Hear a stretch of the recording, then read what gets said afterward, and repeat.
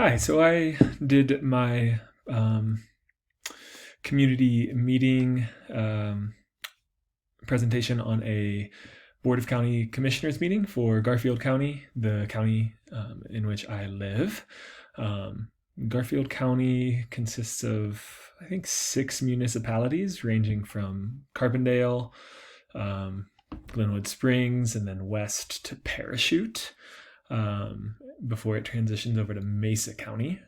The meeting was from 8 a.m. to 11:30 or so a.m. And was a regular meeting. So they have kind of commission meetings and special meetings, and they had a variety of different meetings. But I chose to attend their regular meeting just to see what that was like. Pictured there are the county commissioners that we have here in Garfield County. Mike Sampson on the left, John Martin in the middle, Tom Jankowski in the center. They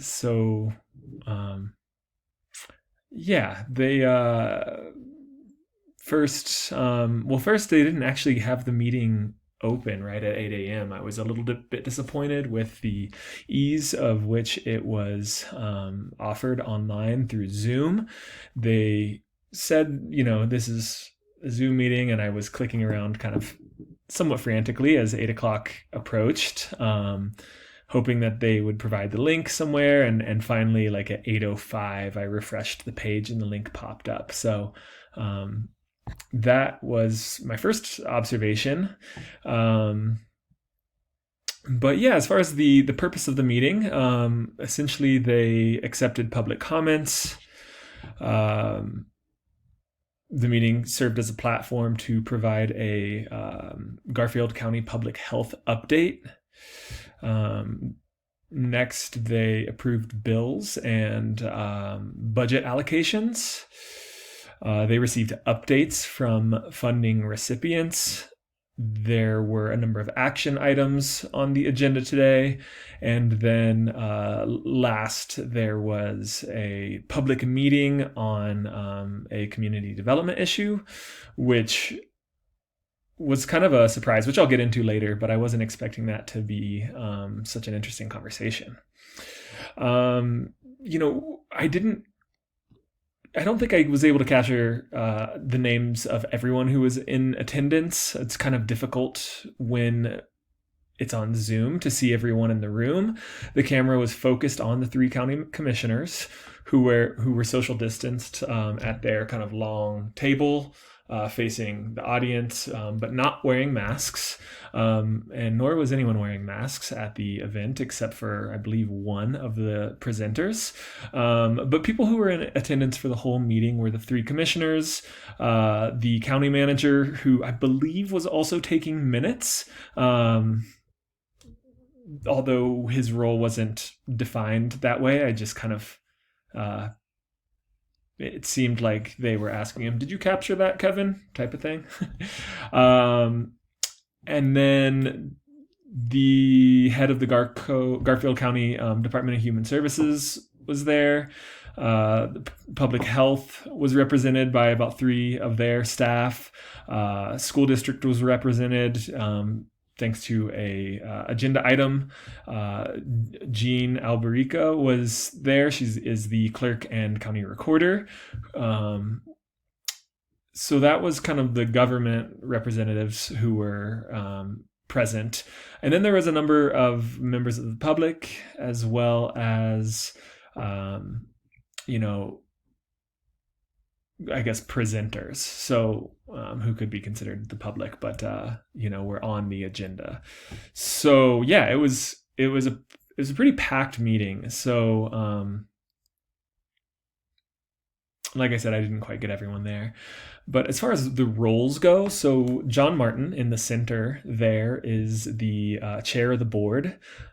He's been on the Board of County Commissioners for like 25 years or 6 terms, and just got reelected for his, I believe, 7th term. Tom Jankowski on the right is the treasurer. So he was kind of in charge of the budget conversations. And then there was someone in charge of tech and the Zoom who was referred to, but I did not get that person's name. Moving on. So decisions on the Board of County Commissioners are majority rules. So 2 out of 3. However, I didn't catch a single decision made that wasn't a complete consensus decision. So they had unanimous support for all budget approvals, unanimous support for a RISE grant letter of support for the school district, unanimous support for a zoning decision regarding the Eagle Nest buffer zone, which I'll talk about a little bit later. But one of my main takeaways, which I'll discuss at the end, is that these guys agree a lot.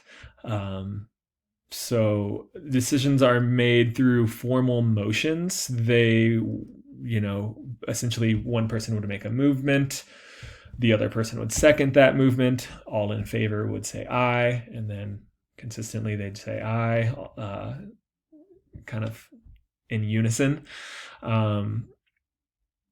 And then, being that it is a very formal government meeting, they often were asked to repeat things for the minute taker so that the person taking minutes could get the exact language of what was approved.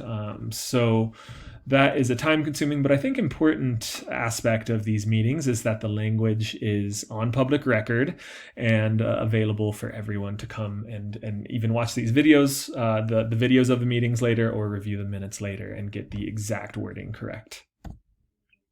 So as far as micro skills demonstrated, I saw a lot of clarifying questions.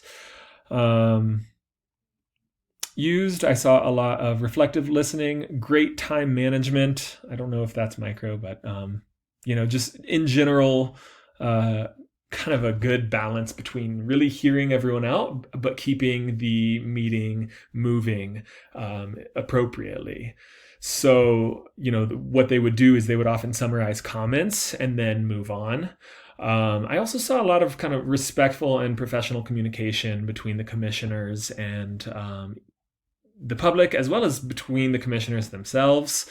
Although, John Martin is kind of this cowboy Western type, and he uses the young lady, young man terms a lot for people who, who may or may not even be younger than him. And I could see how this could be interpreted as patronizing. So, that's kind of the one area that I'm uncertain about, that level of micro skill. But I do think that makes him a super charismatic figure on the other hand. So, the meso skills that were demonstrated. So I was really pleased with the level of human services offerings and community organizations that were represented. All of the representatives from these organizations spoke very thoroughly and from an informed place around the services they've provided, their budget needs or usage. And they were really able to demonstrate an impact to the neighborhood. One of those was the River Center, who provides kind of case management services in the Western Garfield County region. And they described that they've had a 435% increase in the services that they've provided. So, they had numbers, and the county commissioners were equally, voiced support for these organizations and their work. The macro skills demonstrated, even though I don't agree with the commissioner's stance on SB 181, which is some additional regulations on oil and gas, the commissioners did take a stand and were critical of the policy, were critical to Polis, yet they were diplomatic and said, we're going to get through this, we're going to survive this, economic hit. So I thought that was a pretty interesting thing where they're kind of tearing into Jared Polis a little bit, but also practicing some diplomacy in, voicing the reasons that they were doing so. I also thought they were just really good on keeping track of the budget and the funding sources they really want to maximize funding sources. So they would often check in about outside funding opportunities, which I think really shows that they want to maximize every dollar that Garfield County residents are paying in taxes. So that was great. I also thought the public health update is relevant at the macro level, given that the pandemic affects everyone, at all levels. It was a great update from our county health officials and a great discussion overall. And also, there was a lawyer who presented on the zoning policy around the Eagle's Nest that used past language from the original policy that I guess is looking to be interpreted or amended right now to support his argument. And I thought that was really well done. So I know I'm running over here, but I'll go ahead and wrap up.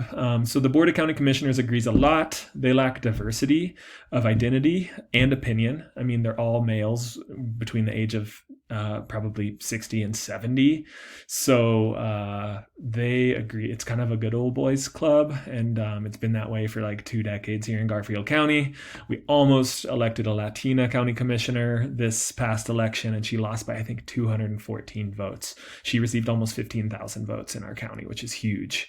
I believe the biggest voter turnout ever. And also, I don't agree with a lot of their opinions. They did... on the other hand, they, expressed a lot of support for social services, but the environment doesn't seem to get the same, attention and, I guess, emphasis that social services does. But, I guess overall, the meeting was really well done. You can tell these guys are experienced. They facilitate gracefully. It's a smoothly run meeting. I guess it could be kind of seen as a bad thing that there's no clashing at all. These guys just kind of move through the agenda. Jankowski came prepared with a lot of budget numbers to report and had done his homework on budget issues. So yeah, I think, in conclusion, it was great to hear the verbal support for social services, the skillful meeting facilitation, but at the same time, the lack of support for the environment, lack of diversity on the board, and awareness of kind of other options. And also, of course, there's always anti-maskers who want to take up a lot of the agenda at the beginning public comment section. But yeah, I guess my closing question that I'll conclude with is how would someone from a more diverse background, whether that be through sexual orientation, race, ethnicity, age, really anyone besides this good old boys club, how would that shake up the meeting? I really would like to see what that would look like and how that would impact the dynamic of the meeting and also represent our demographics here in Garfield County, because we are a fairly diverse place. Thanks so much. Sorry for going over, and I appreciate you watching.